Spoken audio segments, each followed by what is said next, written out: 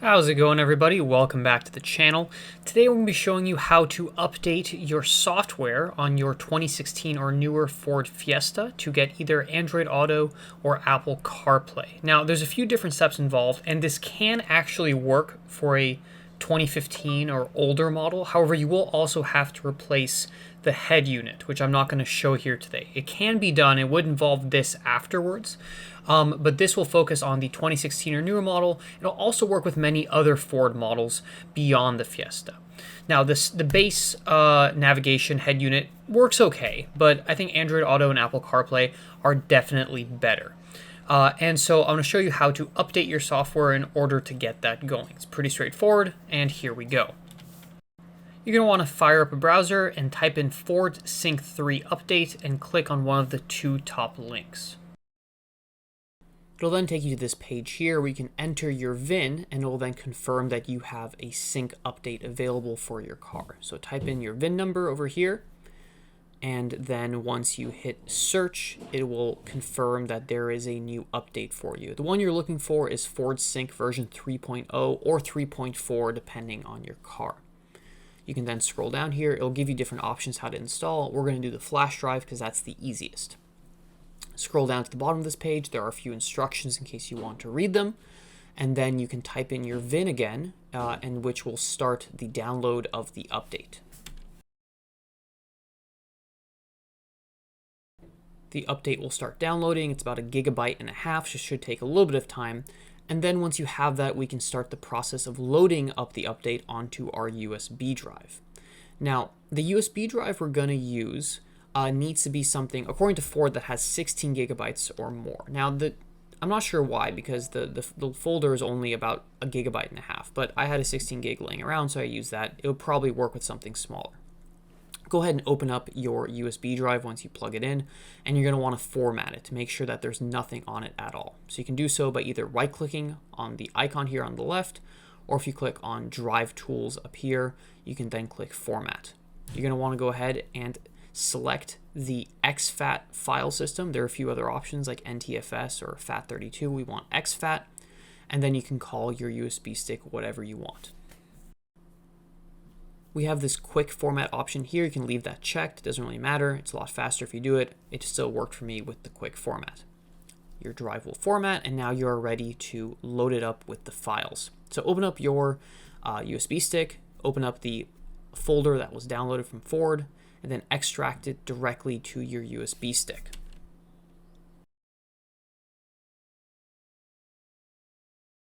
Now, before I do that, I want to highlight a mistake that I made that you guys can learn from. What I did the first time was I made a folder on the USB stick, and then I extracted my files into that folder. Do not do this, okay? Do not make a folder on the USB drive. You have to only have the files on there in no folders, just the way they are. If you do this, the car will detect the files but will not start the update automatically, which will then be very frustrating. So just extract the files directly onto the USB drive with nothing else on it. Let it do what it's got to do. And then once you're done, we can go ahead and head out to the car to get the update started.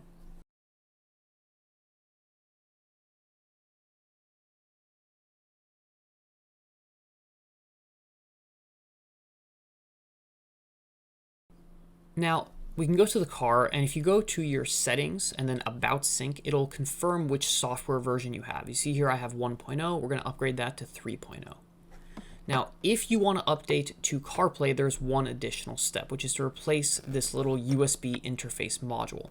If you do not have an Apple device, you can just do it without replacing it, and it will still work for Android Auto. If you want Apple CarPlay, you'll have to buy a new piece here. If you go to eBay or something similar and search Ford Apple CarPlay module, you will then see a few options. You want to make sure that it is for the Fiesta, not for the Mustang and Focus. That's a different one, if you see here. But the part number will be listed in the description below. They're about $50, $55. Not a huge price to pay to add Apple CarPlay to your car. So you're going to want to go ahead and buy one of these if you do want to add CarPlay as well as Android Auto. Again, if you only want Android Auto, then you do not need to buy this. You only have to update the software.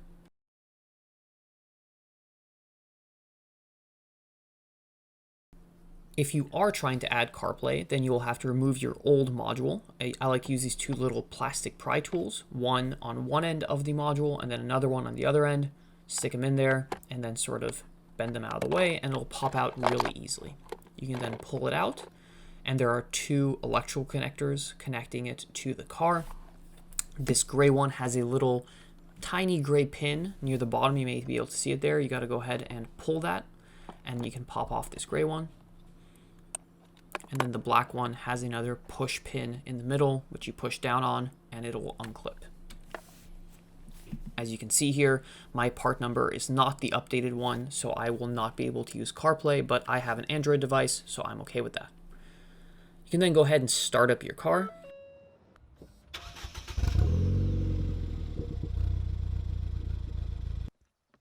And we can go ahead and now insert our flash drive into the car.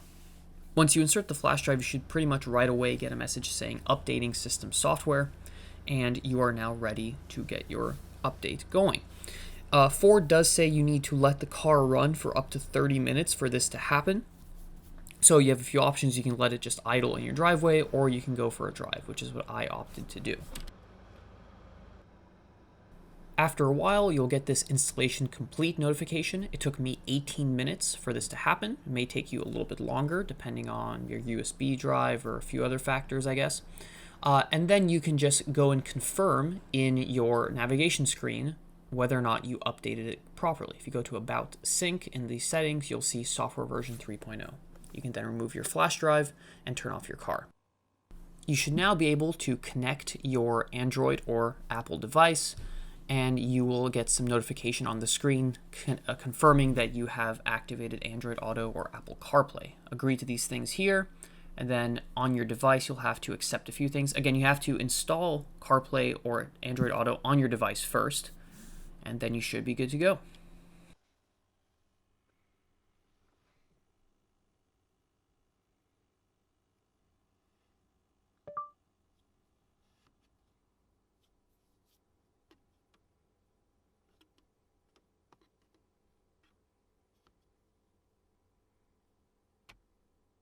Now, there are a few potential things that could prevent Android Auto or CarPlay from running properly. One of those things is the quality of cable you use. If you see here, I'm using a cheap Amazon cable. It charges my phone, but does not let me run Android Auto. I plug it in, nothing happens. Once I replaced it with a higher quality GoPro cable, I plug it in, I get the charging right away, then I get an Android Auto notification, and Android Auto starts right up. Another potential issue you may have is you may not have Android Auto or Apple CarPlay enabled. So what you want to do is go into your vehicle settings and go to Android Auto or Apple CarPlay preferences, click on this, and then make sure it is enabled. It should be enabled by default, but it may not be. So double check this before you try something else. And that just about does it. I hope this video was of help to someone. Please consider subscribing, and I'll catch you next time.